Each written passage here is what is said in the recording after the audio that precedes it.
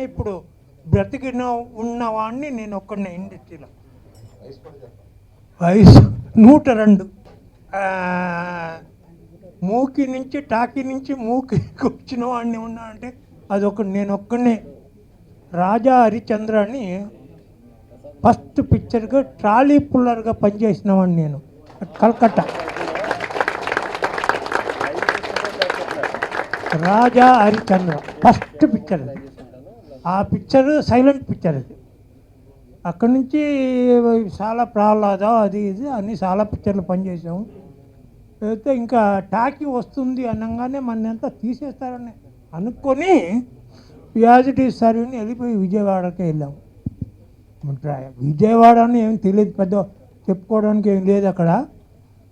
ఏదో విజయవాడలో దిగితే అక్కడ ఒకటే ఒక థియేటర్ మారుతి టాకీస్ అనేది ఒకటి ఉండింది విజయవాడలో. అందులో శివరావు అనేవాడు ఇలా థియేటర్ ఉంటే సెంటర్లో ఒక స్టేజ్ వేసుకొని అనౌన్సర్.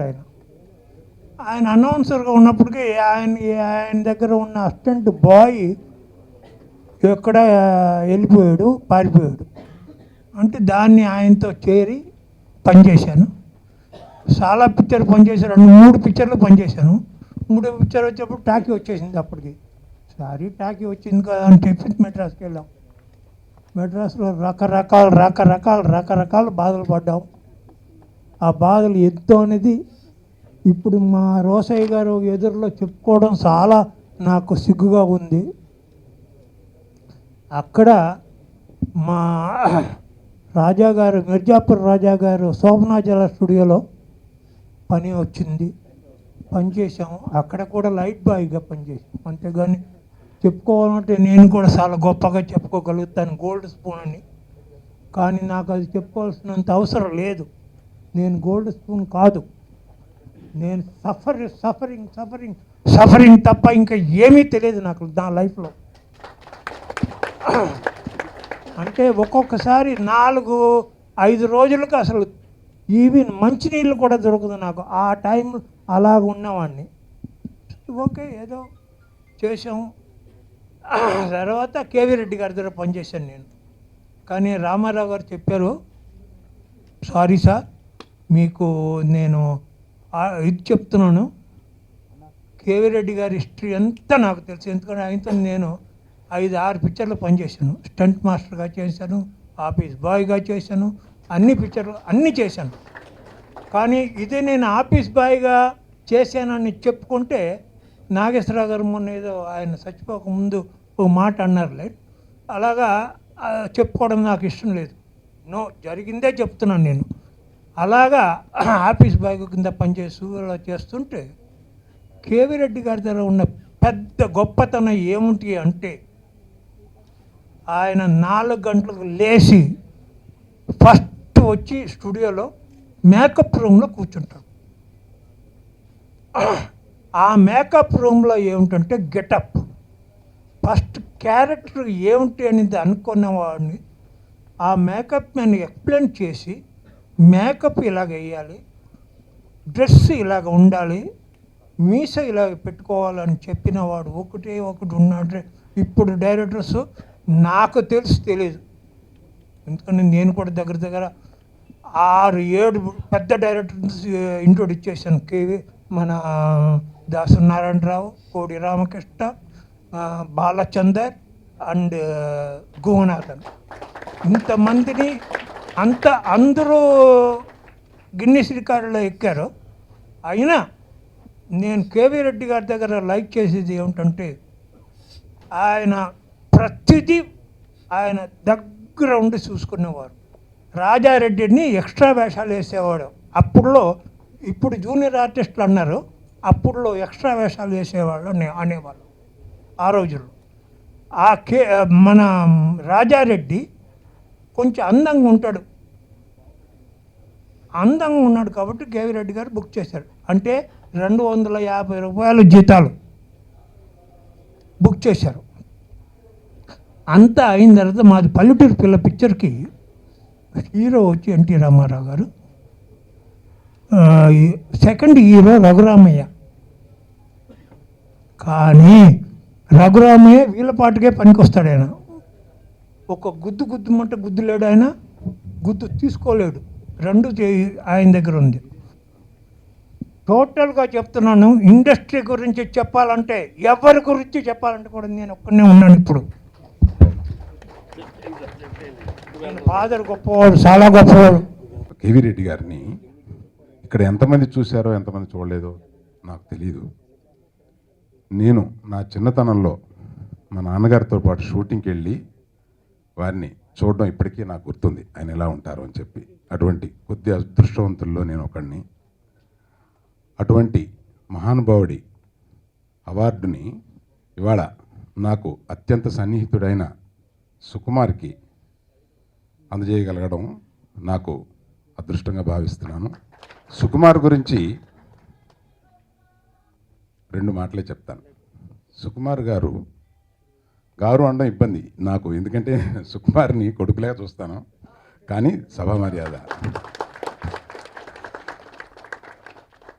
మాకు ఫ్యామిలీ మెంబర్ అంటే అనుకోకుండా మా హాల్లో కనపడతా ఉంటాడు, ఏ సుకుమార్ అని నేను భుజం మీద తట్టి వెళ్ళిపోతూ ఉంటాను. మా అబ్బాయి అతను చాలా సన్నిహితమైన, చాలా ముఖ్యమైన స్నేహితులు. వాళ్ళు 10 రోజులకో 15 రోజులకో ఒకసారి కలుసుకోకపోతే ఉండలేరు.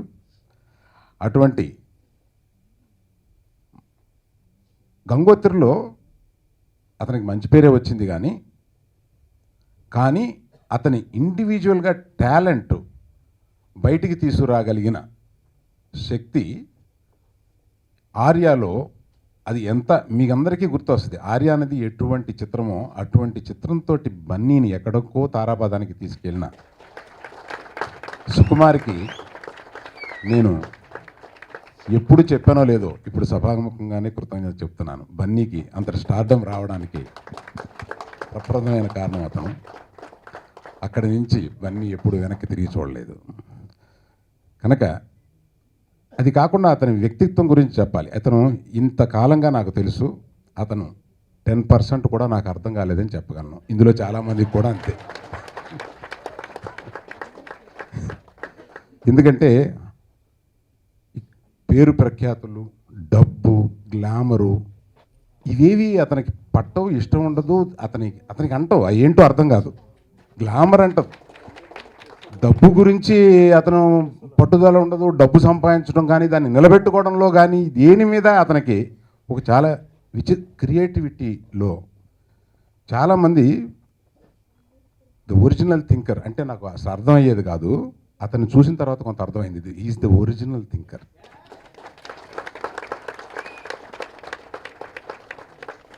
మేము విచిత్రంగా అంటే నేను చాలా పంచుకోవాలని ఉంది, కానీ ఇక్కడ సమయభావం ఉంది. నేను స్క్రిప్ట్లో కూర్చున్నప్పుడు సుకుమార్ ఈ సీను ఆగండి అని ఆల్టర్నేటివ్ చెప్పడానికి ఒక మనిషికి 10, 15, 20 seconds, 1 minute, 2 minutes, 3 minutes అయినా కూడా ఆల్టర్నేటివ్ రాదు. ఆగండి అని ఒక ఆల్టర్నేటివ్ చెప్తాడనమాట. ఆల్టర్నేటివ్ చెప్పిన తర్వాత ఇది కూడా బాగానే ఉంది కానీయా ఆగండి అని ఒకటి చెప్తాడు. అక్కడే చెప్తాడు. అతను ముందు ఆలోచించుకున్నది కాదు, అది నాకు బాగా అర్థమవుతుంది. నాకు ఆశ్చర్యం అనమాట, ఆల్టర్నేటివ్స్ ఇంత క్విక్గా ఇంత ఇదిగా ఎలా చెప్తాడా అని చెప్పి. అటువంటి మీకు అందరికీ తెలుసో లేదో అండి ఒక చిన్న విషయం. ఒక ఫేమస్ అమెరికన్ కంపెనీ అతన్ని స్క్రిప్ట్ చేసి ఇవ్వమని చెప్పి అడిగింది, స్క్రిప్ట్ చేసి ఇస్తున్నాడు అతను. అది ఇంకా బయటికి రాలేదు, అందువల్ల నేను వివరాలు చెప్పలేకపోతున్నాను. సో అంతటి తారాస్థాయికి ఎదిగిన అతను నా కొడుకు లాంటి వాడు.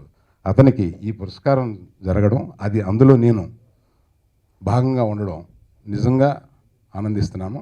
ఇటువంటి ఫంక్షన్కి కేవీ రెడ్డి గారి మీద ఉన్న గౌరవము, కొండలరావు గారి మీద ఉన్న గౌరవము, అతని సినిమాలు చూశారు, రోసయ్య గారు వచ్చి ఇది అందజేయడం అనేది చాలా ఆనందంగా ఉంది. ఆయన వచ్చి ఇది చేయడం అనేది.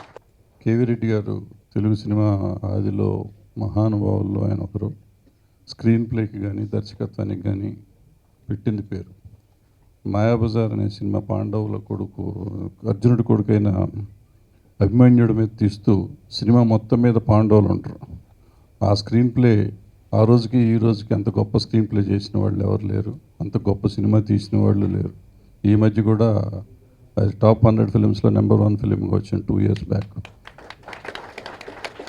అలాంటి కేవీ రెడ్డి గారి అవార్డు ఇవాళ సుకుమార్కి. సుకుమార్ అంటే కూడా చాలామంది, చాలా తక్కువ మంది ఉన్నారు అంటే కేవీ రెడ్డి గారి లాగా పేరు పొందిన దర్శకులు.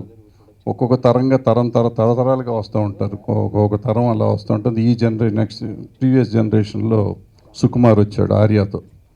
ఒక టోటల్ తెలుగు సినిమా షేప్నే మార్చేశాడు ఆ సినిమాతో.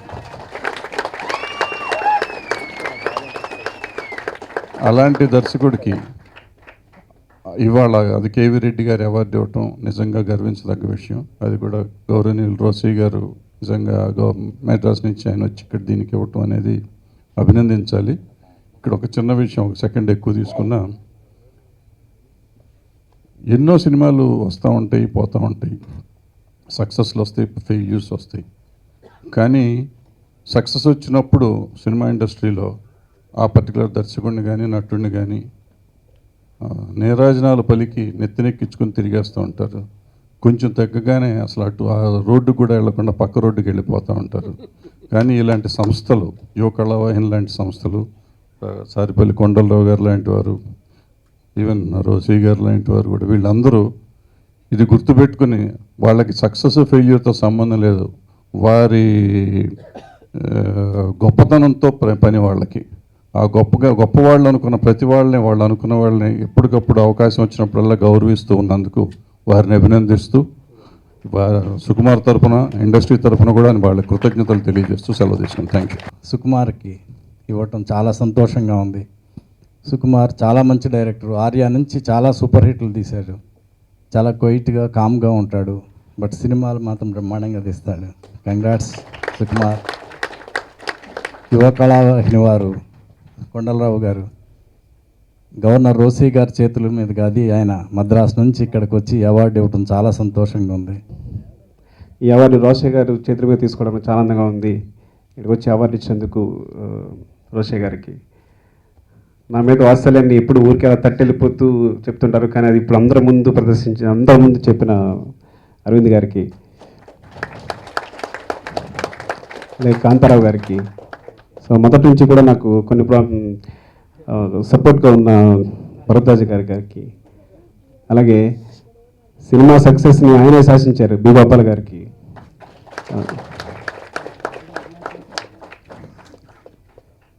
అలాగే ఈ కార్యక్రమం నిర్వహిస్తున్న అంటే కొండ గారికి ముందు చెప్పే ముందు ఒక విషయం చెప్తాను. యాక్చువల్గా నేను సినిమాకి పెద్ద ఫ్యాన్ని. నిజంగా సినిమాని అభిమానిస్తున్నందుకు ఎవరైనా డబ్బులు ఇస్తే డైరెక్షన్ చేసి ఉండేవాడిని కాదు. అభిమానిస్తున్నందుకు నాకు ఎవరు డబ్బులు ఇవ్వట్లేదు కాబట్టి డబ్బుల కోసం డైరెక్షన్ చేస్తాను అంతే. సినిమాలు చూస్తూ మధ్యలో ఒక చిన్న గ్యాప్ దొరికినప్పుడు రాస్తుంటాను. అందుకే నేను తక్కువ సినిమాలు చేస్తుంటాను. అంటే సినిమాలు చూడడం ఇష్టం నాకు తీయడం కన్నా. అంటే ఎందుకు ఈ విషయం చెప్తాను అంటే, సినిమా అంటే ఇప్పుడు ఈరోజు ఇలా చెప్పారు నాకు, కేవీ రెడ్డి గారు అవార్డు మీరు కేవీ రెడ్డి గారు అవార్డు ఇస్తున్నాం మీకు అని. సో నేను రావడానికి ముఖ్యమైన కారణం ఏంటంటే, నాకు అవార్డు తీసినందుకు ఎంత ఆనందంగా ఉందో అంత మహాదర్శకుడు ఇంకోసారి తలుచుకునే అవకాశం వస్తుంది అందరికనే ఉద్దేశంతో వచ్చాను. ఇలాంటి మహాదర్శకులను మర్చిపోకుండా ఇలా ఒక కార్యక్రమాన్ని నిర్వహిస్తున్నందుకు కొండల గారికి నిజంగా నేను కృతజ్ఞుడిని. నేను అన్ని సినిమాలు చూశాను, కానీ కేవీ రెడ్డి గారివి అంటే అన్ని చిన్నప్పుడు చూశాను, తర్వాత కూడా చూసాను, కానీ ఎందుకో మాయాబజార్ మాత్రం ఇప్పటికీ మళ్ళీ చూసే అవకాశం కలలేదు. మీరేమనుకోవద్దు. ఎందుకు విషయం చెప్తానంటే, నాకు చిన్నప్పుడు చూసిన ఒక్క సీన్ గుర్తుంది. ఇక్కడ లీలగా అనమాట, చాలా చిన్న పిల్లలు చూసినప్పుడు. మీరు ఆ సీన్ తప్పైతే నన్ను క్షమించాలి. దుర్యోధనుడు ప్యాచులు వేస్తున్నప్పుడు ఒక 4 అని చెప్పి కాదు 5 అంటాడు. నాకు విచిత్రం అనిపించింది. దుర్యోధన లాంటి మహారాజు అంటే తన క్యారెక్టర్ పోగొట్టుకుని కాదు అంటున్నాడని. మీరు ఒక విషయం గమనించవచ్చు, ఆర్యాలో హీరో క్యారెక్టర్ స్టోన్స్ వేస్తుంటుంది, ఆ క్యాన్సిల్ అని మళ్ళీ వేస్తుంటుంది. దానికి ఇన్స్పిరేషన్ ఇక్కడ ఉంది. నేను బాగా చిన్నప్పుడు ఒక చంచలైన క్యారెక్టర్ మనసులో ఉండిపోయింది. మనుషులు హీరోలు కూడా ఇలా ఉంటారు అంటే కొన్ని క్యారెక్టర్స్ ఇలా ఉంటాయి అన్నమాట అని ఉండిపోయి ఇంకా ఆ క్యారెక్టర్ నాకు ప్రజల్లో తిరుగుతూ ఉంటుంది. సో అదేవిధంగా కేవీ రెడ్డి గారికి నేను కృతజ్ఞుడిని. ఎందుకంటే ఆయన నా కెరీర్ అంతా అదే, నేను చేసే సినిమాలో కాన్సెప్ట్ కూడా అదే. థ్యాంక్ యూ అండి, థ్యాంక్ యూ వెరీ మచ్. మేము వచ్చినందుకు అందరికీ థ్యాంక్స్ అండి. యువ కళావాహిని ఆధ్వర్యంలో ఈనాటి కార్యక్రమం ఏర్పాటు చేయడం జరిగింది. నాగేశ్వరరావు నాతో మాట్లాడుతూ ఈ కార్యక్రమం ఏర్పాటు చేస్తున్నాను, ఒక మంచి యువకుడిని ప్రోత్సహించే కార్యక్రమం మీరు రావాలని కోరారు. వాస్తవంగా నాకు సినీ రంగంతో కానీ సినిమాల గురించి మంచి చెడుగుల గురించి మాట్లాడేటువంటి యోగ్యత కానీ కలిగిన వాడిని కాదు. నటీనటుల సామర్థ్యాన్ని గురించి విశ్లేషించగలిగినటువంటి వాడిని అంతకంటే కూడా కాదు. నేను బిలో యావరేజ్ మనిషిని. అయినా కూడా మిత్రులు నాగేశ్వరరావు గారి పట్ల ఉన్న గౌరవంతో సుకుమార్ గారిని గురించి నేను అంతకుముందు వినటం తప్ప నాకేం తెలియదు. సరే, ఒక యువకుడిని ప్రోత్సహించడానికి ఈ కార్యక్రమం ఏర్పాటు చేస్తున్నారు అనే భావంతో రావటానికి అంగీకరించాను. చాలా సంతోషం. మాట్లాడిన పెద్దలందరూ కూడా వివిధ కోణాల్లో యువకుడైనటువంటి సుకుమార్ సామర్థ్యాన్ని విశ్లేషించేదానికి ప్రయత్నం చేశారు. అరవింద్ గారికి ఇంకా సమయం ఇచ్చి ఉంటే బాగుండేది, తీసుకొని ఉంటుంది, నాకు ఇప్పటికీ తప్పు లేదు. వారు సన్నిహితంగా చూచారు కాబట్టి సుకుమార్లో ఉన్నటువంటి మంచి లక్షణాలని ఇంకా వివరించేదానికి ప్రయత్నం చేసేవారు. ఏమైనప్పటికీ కూడా సినిమాలు ఒక 40 ఏళ్ళు 50 ఏళ్ల క్రితం సినిమాలు తీయటం ఒక రకం, క్రమక్రమంగా ఆ రంగంలో కూడా మార్పు వస్తూ ఉంది. టెక్నాలజీకి చాలా మారిపోయింది వేగంగా. కేవీ రెడ్డి గారు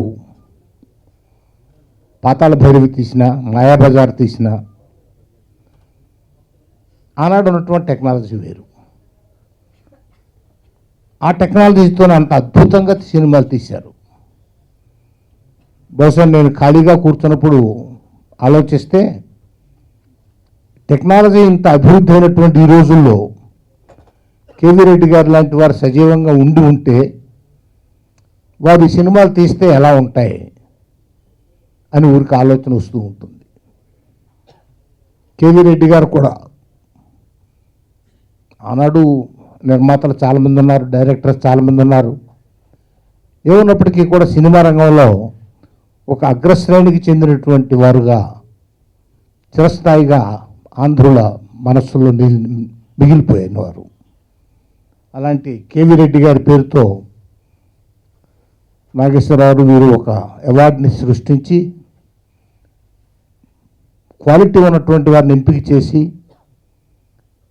వారికి ఈ అవార్డులు ఇస్తూ ఉన్నారు. ఈ అవార్డులు ఇచ్చే యువ కళావాహిని వారిని కూడా అభినందిస్తున్నాను. అలాగే అవార్డును అందుకున్నటువంటి సుకుమార్ని చిన్నవాడు కాబట్టి దీర్ఘకాలం ఈ రంగంలో ఉండాలి, పనిచేయాలి, ఇంకా మరెన్నో అవార్డులు అందుకోవాలి అని మనసారా కోరుకుంటూ సెలవు తీసుకుంటూ